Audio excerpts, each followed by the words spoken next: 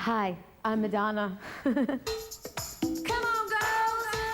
do you believe in love? 'Cause I got something to say about it, and it goes something like this. I guess you know when you're in love when you finally decide that you want to make sacrifices for somebody else, or you want to give something up for somebody else, or you don't just concentrate on yourself. I think like the love that parents have for their children. Dad! Madonna, I think it's time we get going here. Get going where, Dad? We gotta go. We got some homework to do and things to do. Dad, I graduated from high school But you're pretending. 12 years ago. Pretending what? You're pretending that you're a movie star and you're really not. I am a movie star. Once we got older and we could drive ourselves, my father, my parents would go to the earlier mass and we'd say we're gonna go to the later one. We'd all get in the car together and we'd go down to the donut shop and then we'd go to church and pick up like a flyer like we'd been there, you know, and we'd make up something that the priest said during the sermon. And I think my father knew all along that we were lying. Well, I don't think she lied to me, but she didn't always give me the full truth. She probably did. I probably Most kids do. He's so loyal, he won't say anything bad about me. The thing is, if my father hadn't been strict, I wouldn't be who I am today. And I think that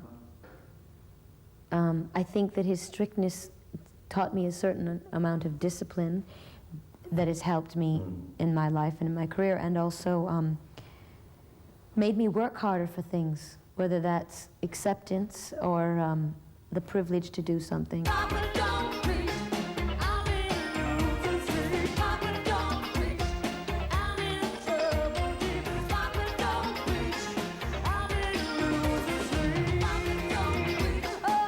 Yeah, my nickname in my family was the Mouth.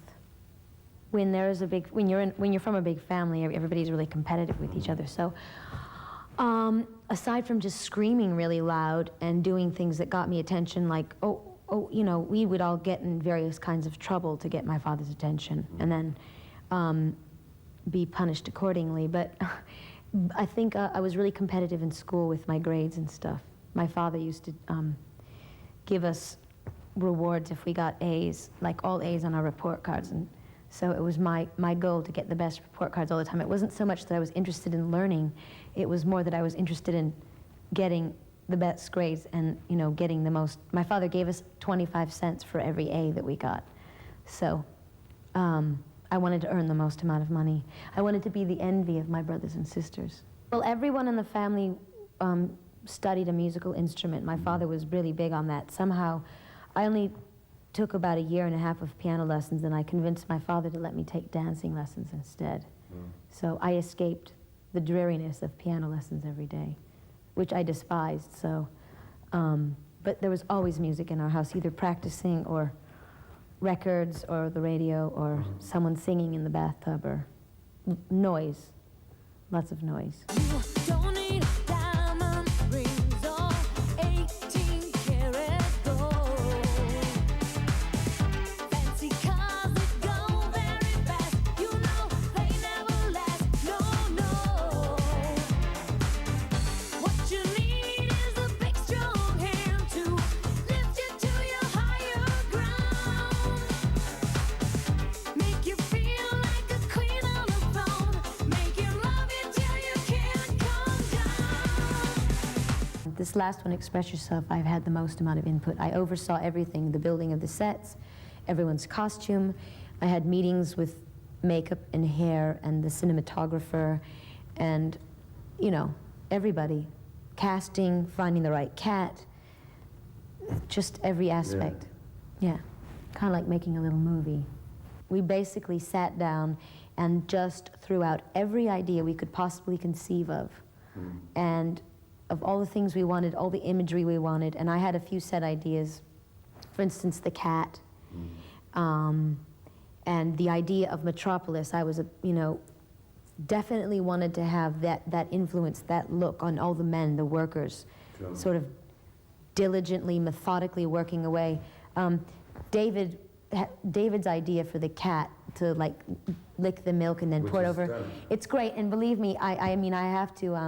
I fought him on that. I didn't want to do it. I thought, oh, it's just so over the top, and silly and kind of cliche, like art student or film student kind of trick, you know, but I'm glad that I gave in to him. The ultimate thing behind the song is that if you don't express yourself, if you don't say what you want, then you're not going to get it, and in effect you are chained down by your inability to say what you feel or go after what you want.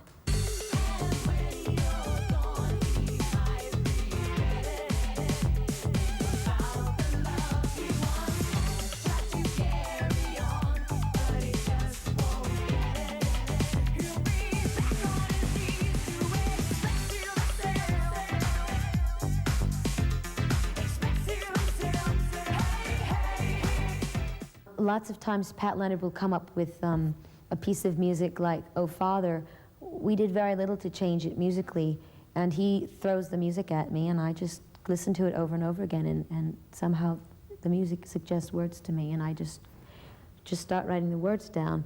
Other times I will come to Pat with an idea for a song, either lyrically or emotionally, and say, let's do something like this, or I'll have a melody line in my head which I will sing to him, and he will sort of pound out the chords to. I mean, it takes a lot longer to do it that way because I don't play an instrument, but ultimately it's a lot more personal. And then Steve Bray, it's the same thing. Sometimes he'll come up with a track, and he'll have a verse and a chorus, but he won't have a bridge, so we'll write the bridge musically together. I think that, you know, Prince lives a very isolated life, and I don't, and that is the big difference between us, and I just try to be a positive influence on him. I've always been a fan. I think he's incredible, and I also admire he's very courageous, and he causes lots of controversy too, which is great, and I think he is a brilliant musician. And we'd gotten together a couple of times, you know, in the hopes of working with each other in some way. Either originally we were going to do a musical together, and we were going to write the music for it, and that didn't really pan out. You know what I mean? We just kept getting together, and he seemed to fight the idea of just writing songs for a record together, because he's done that with so many people. He came to see me in the play I did last summer in New York, and he just, for the hell of it, put together a tape of some rough things that we had done in all of our meetings that we had had. And Love Song was one of the songs, and I just said, you know, this is crazy. It's such a great song. Why not put it on the record? And it seemed to relate to all the other songs because it's about a relationship that's, you know, a hate-love relationship. And so he agreed to it, and we kind of sent the tapes back and forth to each other, and we keep building it. It was like he would write a sentence, and I would add on to it, and then send it back to him, and he would continue the story, you know, basically. It was fun.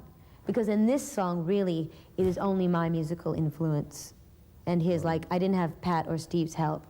I played the keyboards myself, and because I don't know that much, it kind of came out strange and interesting.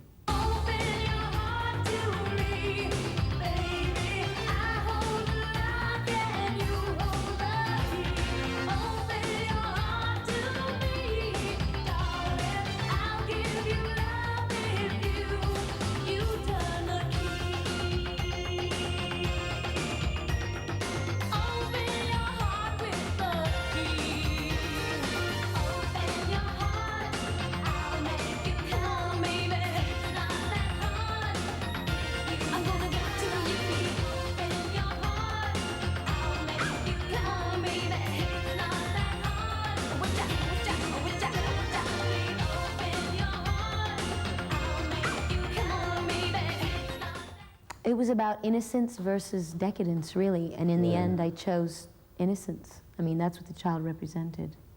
You know, the childlike quality that everybody has, versus all the people in the club who, you know, sort of were jaded and decadent and depraved. You know, the other side of life that I'm interested in. My first boyfriend was when I was, I guess, I think 14 or 15, I fell in love with a boy named Russell. He was the only boy who would dance with me at school because I was really wild at the high school dances. And I danced completely insanely, and all the guys were afraid to ask me to dance with them because I basically ignored them anyways. So, but Russell was a wild dancer, and he was a couple years older, so he was more sophisticated. And so he was the one who had the courage, really. So he won my heart because he wasn't afraid of me.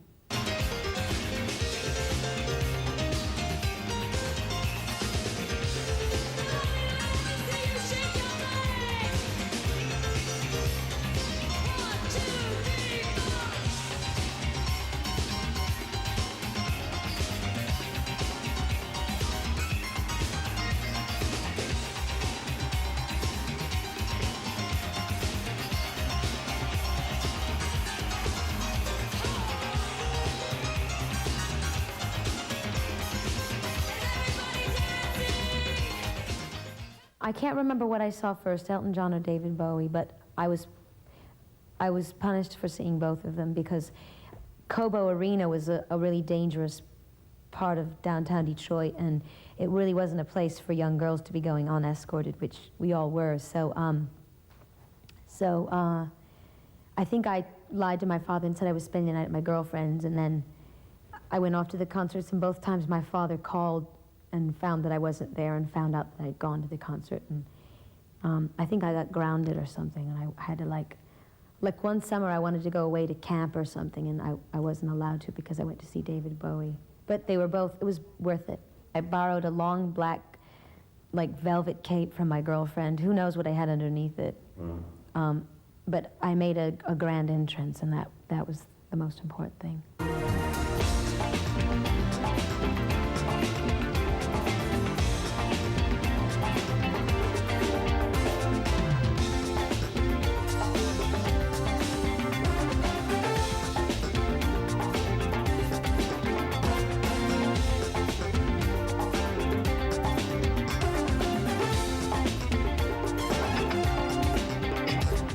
I had my own ideas about God, and then I had the ideas that I thought were imposed on me. And I believe in God. I believe that everything you do comes back to you. I believe in the innate goodness of people and the importance of that. I close my eyes. Oh God, I think I'm falling out of the sky. I close my eyes. Heaven help me when you call my name. It's like a little prayer. I'm down on my knees. I wanna take you there in the midnight hour. I can feel your power, just like a prayer. You know I'll take you there like a child. You whisper softly to me. You're in control, just like a child. Now I'm dancing. It's like a dream. No end and no beginning. You're here with me. It's like a dream. People who are really, if they're really passionate and they really are have an open mind, and they really watch closely, I think that the video has a very positive message, and that they wouldn't find fault with it. The passion there's something almost sexual about it, really. I mean, if you want to get really psychoanalytical about it. But you know, the video was very. I think it had a very positive message. Right. It was about overcoming racism and overcoming the fear of telling the truth, of getting, you know, so many people witness crimes and they're afraid to get involved. Absolutely. Because it will only bring them trouble. They're afraid to stand out on a limb and stand up for someone else. And I think it had a lot of positive messages. I mean, it's a very taboo subject to have an interracial relationship, you know what I mean? And the idea of that kind of joyousness in the church, you know what I mean? Yeah. It dealt with a lot of taboos, and it made people afraid. And I think the people who reacted negatively to it were afraid of their own feelings that they have about those issues. Just like a dream, you are not what you see. Just like a prayer, no choice, your voice can take me there. I'll take you there. It's like a dream to me. Just like a prayer, I'll take you there. It's like a dream to me. Oh, yeah.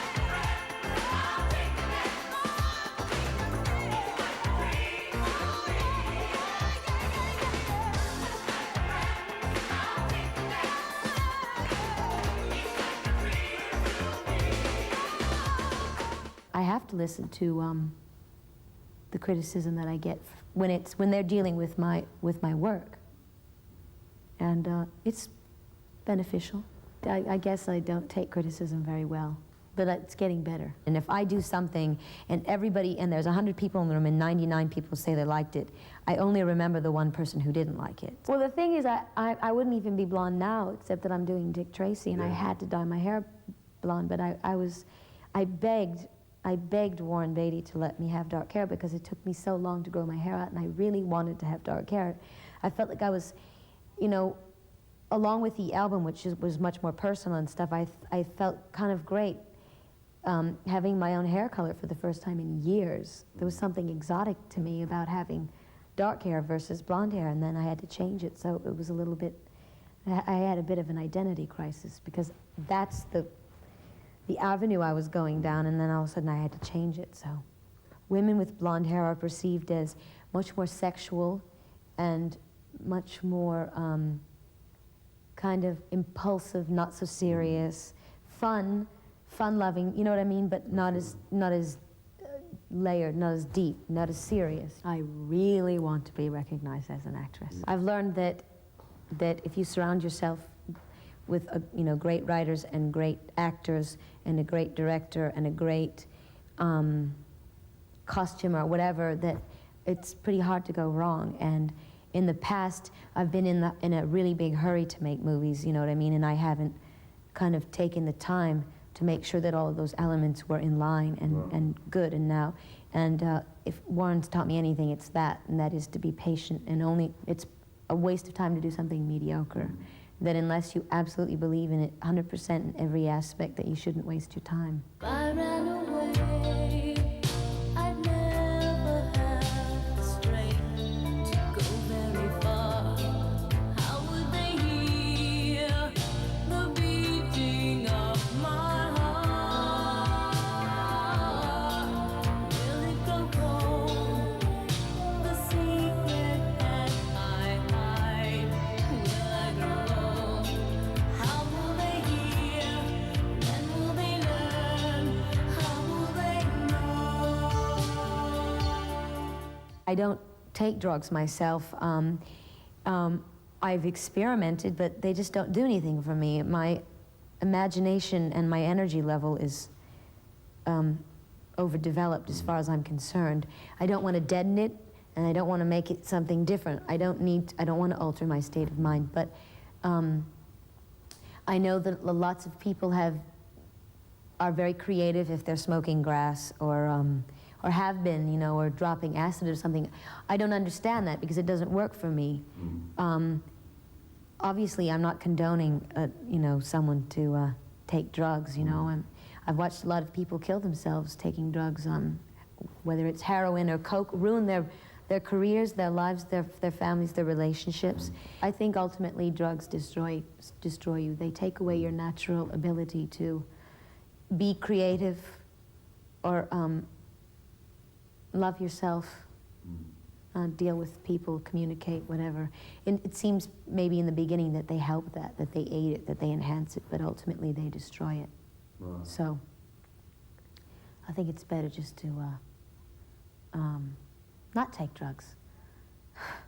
There's a lot of terrible things happening in the world today, and there's a lot of people that need our help, and there's a lot of environmental issues that need to be dealt with. But in terms of, AIDS, I've just known so many people that have died of AIDS, and it's such a serious problem. And like so much of the art community in New York, you know what I mean? I feel like in 5 years from now, all of my friends will be dead in a way. And it really hits home with me. It's a very serious matter. And then the Brazilian rainforest, like I said, the night of the performance, the benefit performance, I didn't think that it was such a personal issue for me. I didn't think it was such a big deal until I got all the facts about it, and it really is, I mean, more than, the threat of a nuclear war, which may or may not happen. If we destroy the rainforest, we are destroying ourselves, and it's happening right now. And in 50 years, the entire rainforest will be gone, and we need the rainforest for oxygen. We need the rainforest to absorb the carbon dioxide that goes to the atmosphere from all the cars and all the pollution. And we need the forests to help find cures for AIDS and cancer, which is an important issue for me. My mother died of cancer, my best friend died of AIDS. So it's a really, you know, vital, important issue. What you need is a big, strong hand to lift you to your higher ground. Make you feel like a queen on a throne. Make him love you till you can't come down. And when you're gone, he might regret it. Think about the love he once had. Got to carry on, but he just won't get it. He'll be back on his knees, so please don't go for second best, baby. Put your love to the test. You know you got to make him express how he feels, and baby, then you know your love is real. Expect yourself. Anything else I'd like to say? I don't know. Peace. Peace, man. Make love, not war. That's all.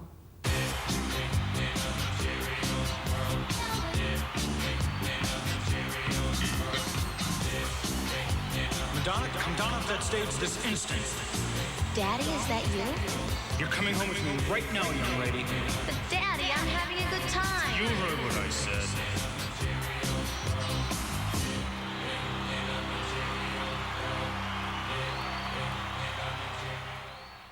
Dad!